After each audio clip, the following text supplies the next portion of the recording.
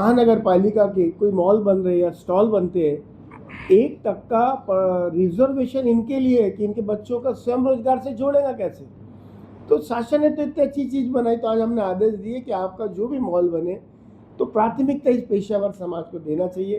कहाँ जाएंगे ये, झाड़ू थोड़ी ना मारेंगे। अगर उनका बच्चे, हम बता रहे एजुकेशन है, गवर्नमेंट बोल रही है कि शैक्षणिक योग्यता के अनुसार नौकरी दो, तो हमारे पास जगह भी नहीं रहती उनके लिए।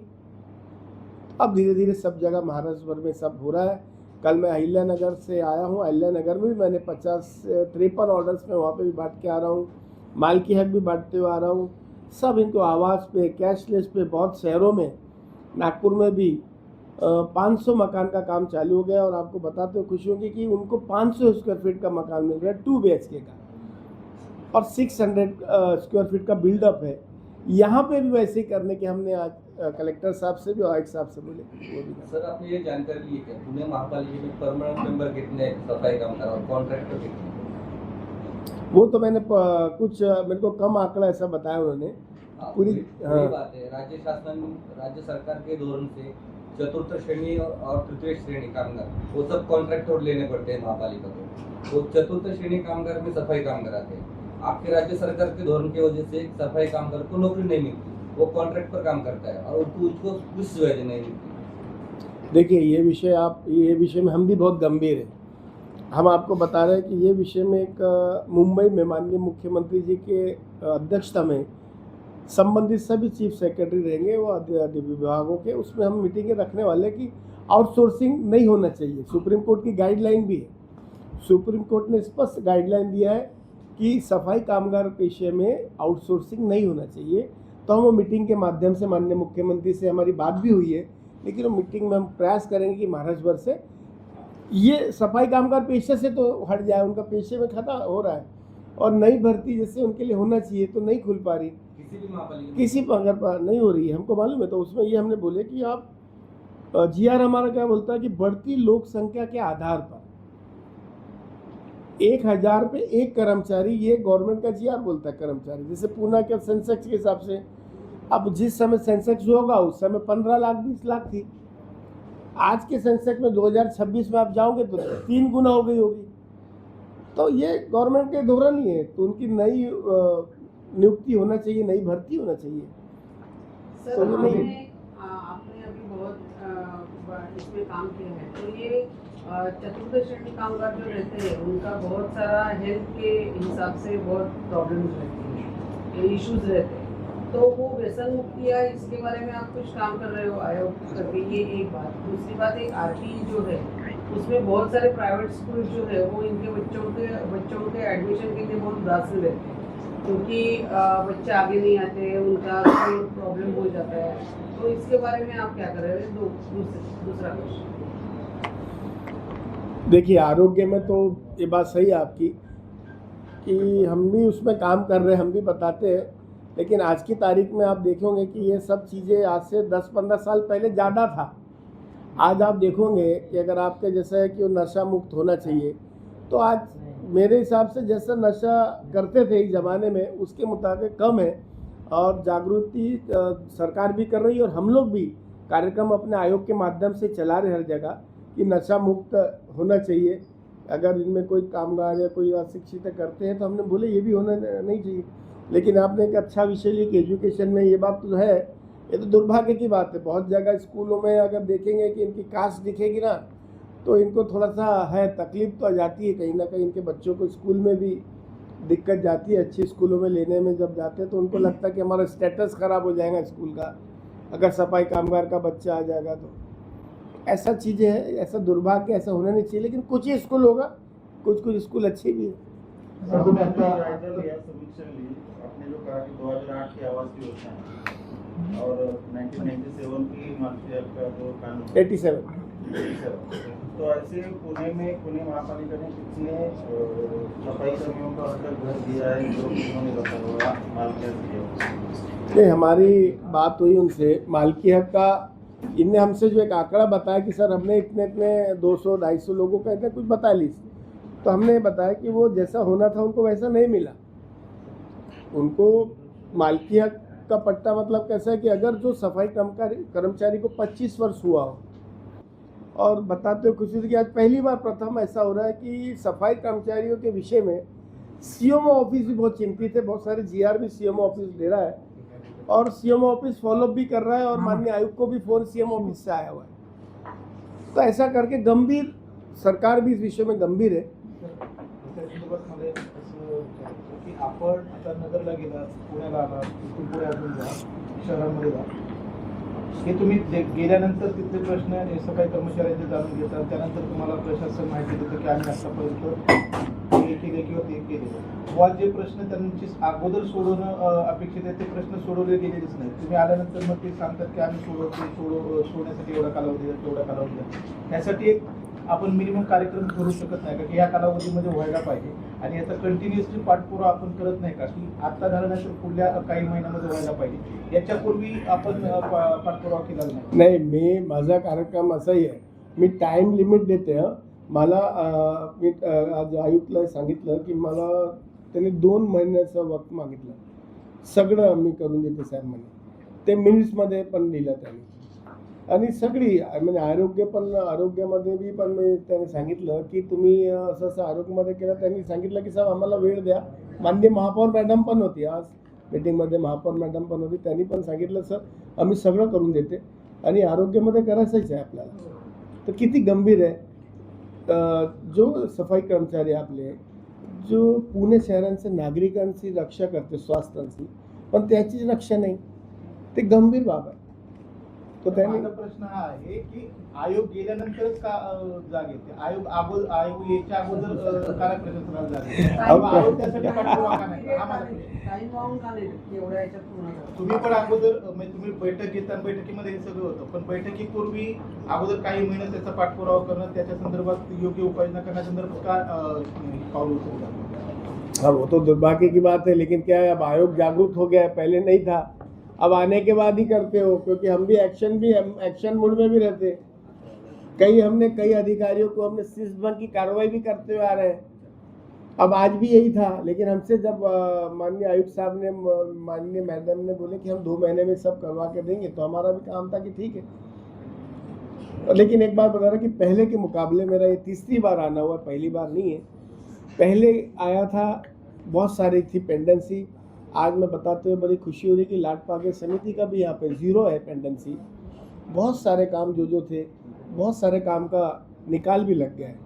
आता हे जे तुम्ही सांगताय ते परमनंट कर्मचारी जे आहेत त्यांच्या संदर्भात, पण जे कंत्राटी कर्मचारी आहेत त्यांचं काय, आणि जे रिटायर्ड कर्मचारी रिटायर झाले त्या कर्मचाऱ्यांचं कंत्राटी कामगारसाठी पण आहे, आरोग्य पण आहे, ECS पण त्याच्या काढते, त्याचं पण मेडिकलचं पण त्याला आहे, आरोग्याचं पण आहे, सगळं किमान वेतन पण आहे. आम्ही ते पण सांगितलं किमान वेतन प्रमाणे त्याला पेमेंट भेटायला पाहिजे.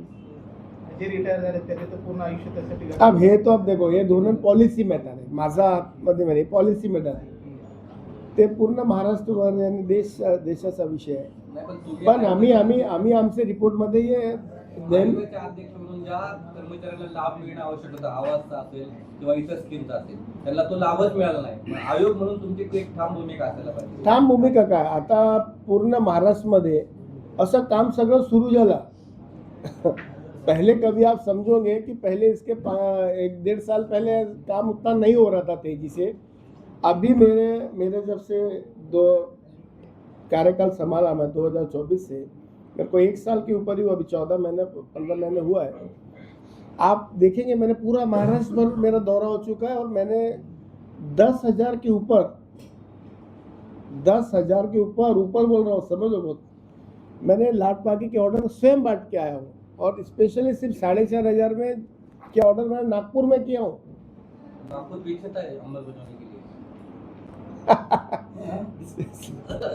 4,500 एक अनियमित बेचारे कर्मचारी थे, उनको भी दिलाए और पूरी पेंडेंसी वहाँ पे 1500 ऑर्डर और अभी 15 दिन पहले भी करके आए। कल भी हम अहिल्या नगर में गए, हमने सतारा में बांट के आ गए, हमने सब जगह। हम वैसा काम नहीं कर रहे, एक्शन पे है। पहली बार ऐसा हुआ कि माननीय मुख्यमंत्री जी का इसमें बहुत ज़्यादा गंभीर इसमें ध्यान है, तो ये काम हो रहा है। पहले ऐसा नहीं था, मुख्यमंत्री खुद गंभीर है सफाई कामगारों के विषय में, वो खुद ही हमसे पूछते रहते कि आप वहाँ गए थे तो क्या हुआ, हम एक रिपोर्ट रोज वहाँ दे रहे हैं हर दौरे की।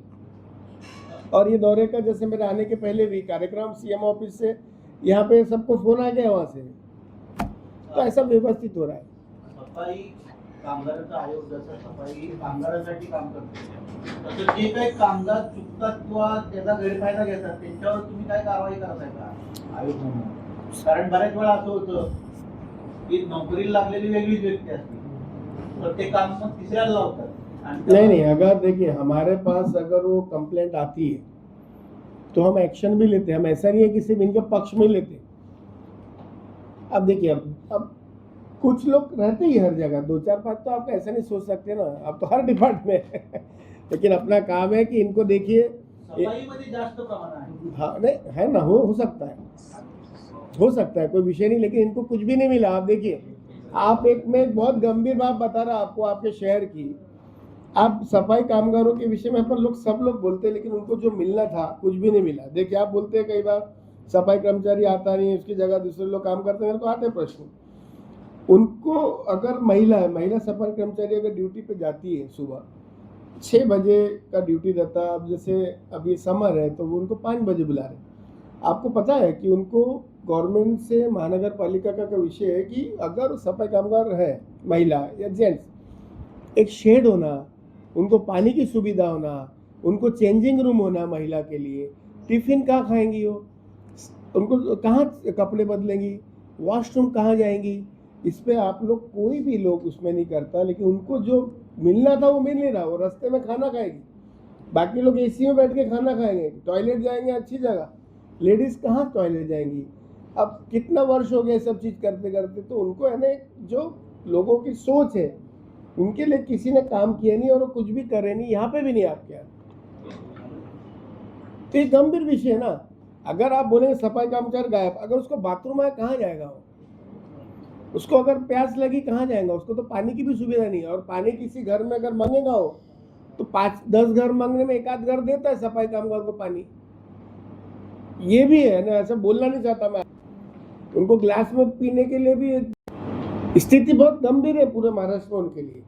कोई उनको खाना भी नहीं दे सकता। और टिफिन लाएगा कि 6 बजे, वो कैसे भी भूखे पेट काम करता है। कोई समोसा है किसने दे दिया खा लिया, काम कर रहा है।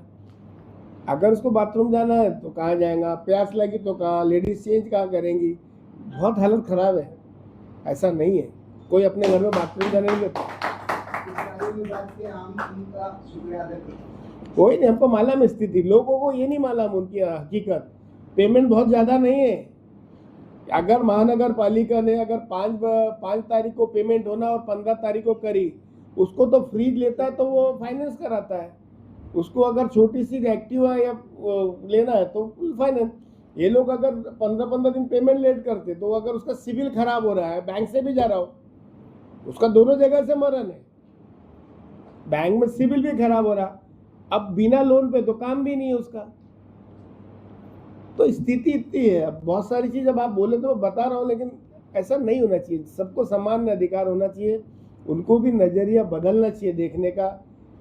वैसा नहीं है साहब जैसा अपन सोचते। घर की स्थिति बहुत गंभीर है। आप घर में जाओ, लोगों के खाने को बांधे, क्योंकि उसको आरोग्य भी उसी पे करना है, मिला नहीं, उसके बच्चों के एजुकेशन भी है,